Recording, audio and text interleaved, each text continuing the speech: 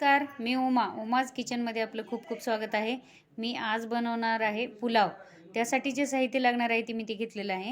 हे 1 वाटी मी बासमती तांदूळ घेतलेले आहेत। हे अर्धा तास मी भिजत घातले होते, स्वच्छ धुवून घेतलेले आहेत आणि अर्धा तास मी भिजत घातले होते। बटाटा एक चिरून घेतलेला आहे, गाजर, वटाणे, कांदा, हिरवी मिरची, पत्ताकोबी, लसण अद्रकची पेस्ट आहे, कोथिंबीर, एक खडी मसाला घेतलेली मी थोडेसे। याच्यामध्ये मिरे, लवंग, विलायची, दालचिनी आणि एक फूल घेतलेलं आहे, जिरे आणि मीठ। मी तेल गरम करायला ठेवले, तेल गरम झाले। आता यामध्ये मी हे जिरे टाकून घेणार आहे। कांदा, लसण अद्रकची पेस्ट व्यवस्थित आपल्याला परतवून घ्यायचं आहे। मग यामध्ये आपण जी भाज्या घेतलोत ना ती भाज्या टाकून घ्यायचे। ही खडी मसाला टाकून घेणार आहे मी याच्यामध्ये। हिरवी मिरची, मी आता ही भाज्या टाकून घेणार आहे सगळे।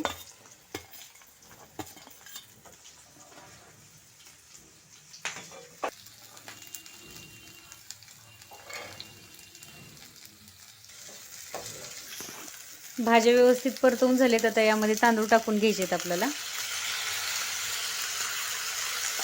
हे सगळं मिक्स करून घेतले मी। आता यामध्ये आपल्याला पाणी टाकून घ्यायचंय। मी तांदूळ 1 वाटी घेतलेला आहे, त्यामुळे मी हे 2 वाटी पाणी टाकत आहे।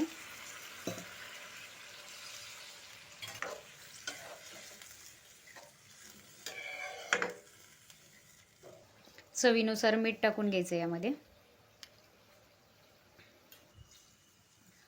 कोथिंबीर वरून थोडीशी टाकून घ्यायची।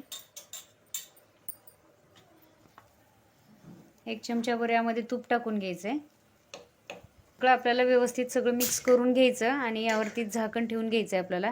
मीडियम गॅसवरती आपल्याला 10 ते 12 मिनिट हे पुलाव होऊ द्यायचंय।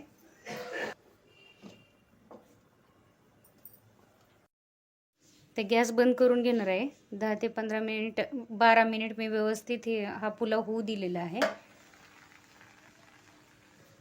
हा पहा, अशा पद्धतीने आपला पुलाव तयार झालेला आहे। हे अशा पद्धतीने माझा व्हेज पुलाव तयार झालेला आहे।